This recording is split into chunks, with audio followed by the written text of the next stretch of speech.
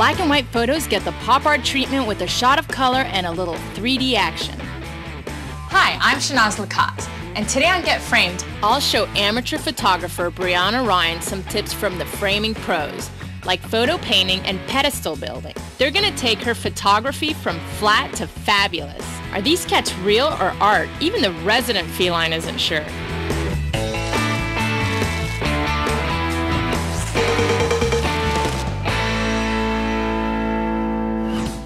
black and white photos lend a simple sophistication to any display. But let's face it, they're flat. Today, we're gonna show you how to punch up photos and create an eye-popping 3D display. Let's take a look at Brianna's project. So I got the photos that you sent to me on the computer and I printed them out. These are so great. Thank you. Who are these guys? This one is Noelle, and I've had her for about 10 years. Okay. And these guys belong to my friend Molly, and that's Thelma, and that's Louise. Nice. And that's my little Henry Bear. I've had him for about 4 or 5 years. Oh, okay. Brianna and I chose 3 images that look great together. A kitty vignette, so to speak. I know you love black and white, but just to pop them out a little bit, I was thinking about hand coloring them. Hand coloring, how do you do that? I'll show you that later. Another idea was to make them like 3D images. Oh, how cool. Yeah. I've never seen that done before. Okay, so you like that? Totally, I'd love to see how that looks. I've never seen that before. Very cool. All we need for this project are several copies of the photograph printed on photo paper, a photo paint kit, a palette, a blade, a ready-made frame, and a work surface covered with cardboard or butcher paper. You can also find this list of materials on our website, DIYnetwork.com. So this is a shadow box. Okay. Let me take it apart for you, and you can help me on that. So I just turn these buttons. Yeah, that one right there. And then I'm just gonna pop this out. So this is the back. Okay. And then this little thing right here is called a spacer. It's gonna determine how high we can go with the 3D image when we pop it out. These are photo oils, and the kit comes with pretty much everything you need. The photo oils, the PM solution. We're just gonna put a little bit of paint on here because a little bit will go a long way. That color looks really cool. Yeah, it looks really neat. I'm so curious how this is gonna look on the pictures. And this extender, and what this does is it thins out the paint. The extender will make the paints look more like a wash or a tint. So now we're gonna prepare the images. And the way we do that is we use the PM solution. And what this does is it coats the paper so the paint goes on smooth. Okay. And the paper absorbs it better. All right. So when you're doing this, do you, when you're painting, do you know what you want to do in terms of, like, do you just paint on the shadows or on the lighter parts? How does that work? You know what, it really depends on the image, just because your cats were kind of the main subject. And you don't ever want to do the whole image, just kind of pick certain parts of it. Right. If you want to check if you've coated the whole thing. Oh, okay. Oh, cool. It looks like a negative on the back. Right. Now to actually apply the color, just add a little bit of red to your cotton swab. Okay, good. Yeah, that's good. Yeah, that's perfect. And then in a circular motion, just like we were doing the PM solution, you're gonna add the paint. Okay, where am I gonna put it? You can start in the middle and just go around. Am I just rubbing it over the whole entire thing, or do I need to just stay within, like... You do have to stay within the lines. And you see it goes a little bit thicker on, so you want to smooth that out. Yeah, and then just spread it to the other areas that aren't applied yet. You're a pro already. It's like a coloring book. All right, so while you do yours, I'm going to work on mine, but I'll keep an eye on you. Have you painted before? No, probably not since I was in elementary school.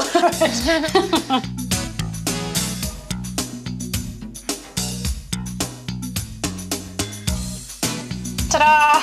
That is so great. You finished my first piece? That's awesome. You did a great job. That looks really awesome, too. Thank you. What next? All right, well, let's do another color.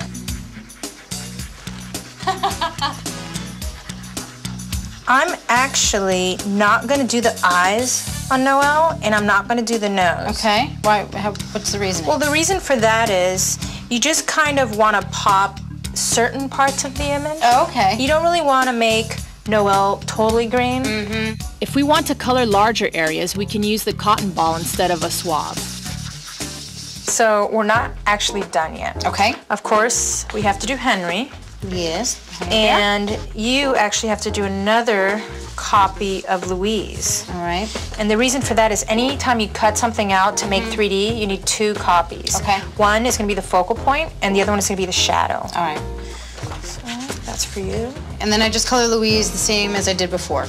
Right, right. Just because the shadow doesn't necessarily mean that it has to be darker or lighter. Okay.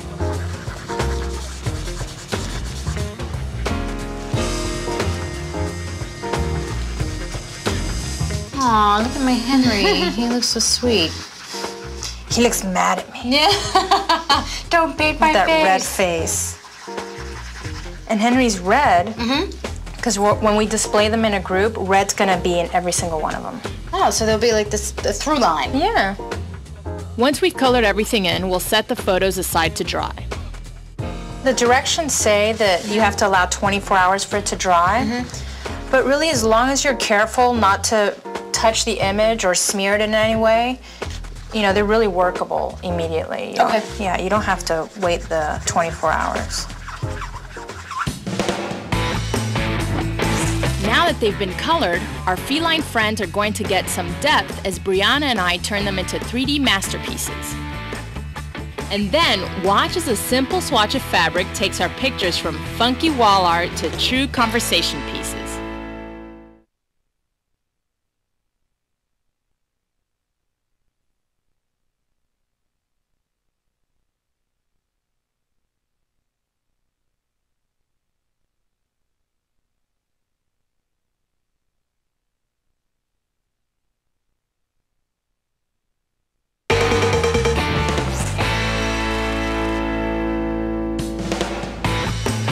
If you have some black and white photos, we can make them pop with a little color and bring them to life. I'm talking 3D. The trick to making photos 3D is a pedestal, and that is just cutting and pasting pieces of foam core. We're gonna cut out these images. Okay. So the first thing we're gonna do is we're gonna cut the base photos. Okay. So we have this one, and then the one of Thelma and Louise. So if you wanna trade that one out. Okay. Look, it And matches. you just take your straight edge and you line it up with the edge of the photo, like that. And just gonna cut the white off right now. You should always start out with a new blade. The last thing you wanna do is be cutting and get frayed edges. So. Okay.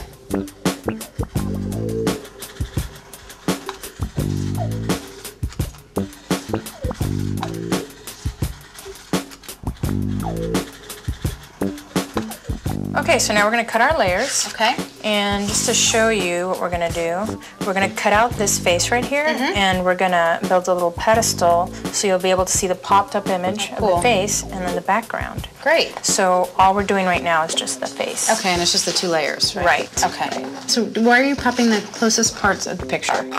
Well, when you look at a 3D image, the closest thing is what is popped out Right. first. Okay. Make sure that your hand is not in the cut line of your blade. We don't want any No chopped fingers fingers. missing. No. That wouldn't be fun.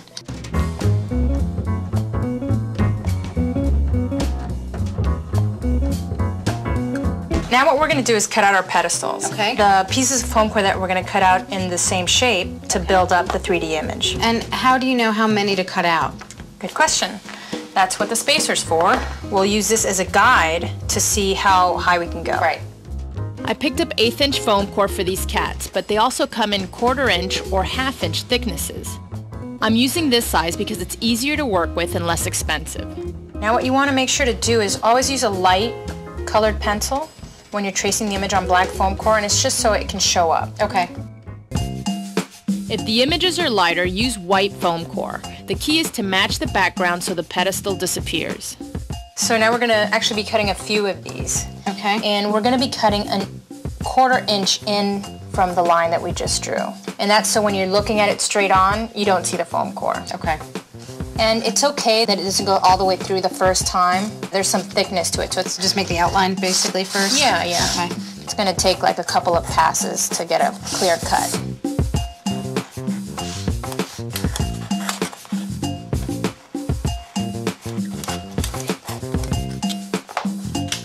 Ta-da! Aw, looks like a cat. There you go. Yay. Got it. Of course, I gave you the hardest one. That's all right. Need to practice. Okay. So these are our masters, so we'll go ahead and trace these out. Okay, and do we have to cut these in 1/4 inch? No, we're just gonna stack these to make the pedestals. So since these are already of a quarter of the way inch in, we'll just trace these and cut them as is. Okay.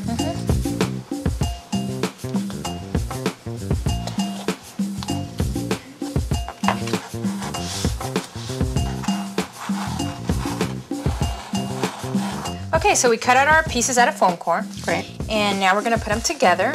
And we're gonna use double stick tape for that. And you can buy this at any art store. Okay. Just do about 2 strips. 2 strips. Side, yeah. Perfect. All right. There you go. Okay. Do one more. Just keep doing them on all of them? Okay. We could use industrial adhesives, but for the do-it-yourselfer, double stick tape and white glue work just fine. How much should I use? Just 3, 4 dots is fine. Okay. That's good. Okay. And make sure they're lining up. Perfect. Okay, good. And one more. One more, okay.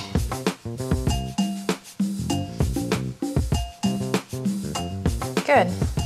And this is the last one. And All you can right. really press down on it. Yeah. Okay, how's that? Yeah, that's great. So our pedestal's done. Fantastic. Okay. Before we attach anything, we're gonna use our backboard and our spacer to check that everything fits. Okay. So we attach our base image and we put our spacer down. And we grab our pedestal and our face cutout and we line it up. Okay, and I already see that we're gonna have to trim off Right. here where their spacer lies Okay. down.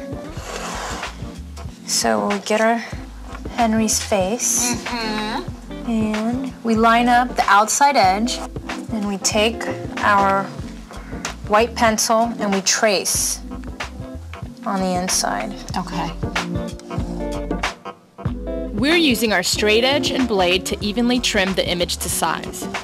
Make sure that the foam core is not showing, which is not, Oh, good. and there it fits right in. Oh, wow, that looks really cool. Yeah. So now we know that everything fits, and then we can glue that down. That looks so cool with his whiskers, Yeah, the whiskers. sticking out in the bottom. Okay. You can go ahead and glue the face onto the pedestal. Okay. And you can use the double stick tape and the glue, just like we've been doing. All right. And just make sure when you glue it down to look directly on top of it so you can't see the pedestal Oh, from okay. either side. And while you do that, I'm gonna glue the base to the backboard. Okay, great.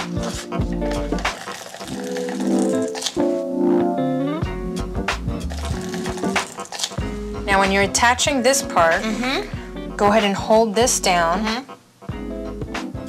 And you can hold it with one hand, and then when you drop that image in, just make sure it lines up with this edge and the top edge. On the top edge, Yeah. how we did it before. Exactly, Okay. and we've already measured it out, so it should fit perfectly. Grab it here. Yeah. Then you can just slide it right up in there. Yep. Is that good? That looks awesome. That does look really cool. So everything's coming together, so now we're just gonna put it all in the frame. Great. I can't wait to see what it looks like. Next up, we'll put the kitties all together using some funky feline fabric as the finishing touch. These cats are gonna look really good from all sides. Stick around.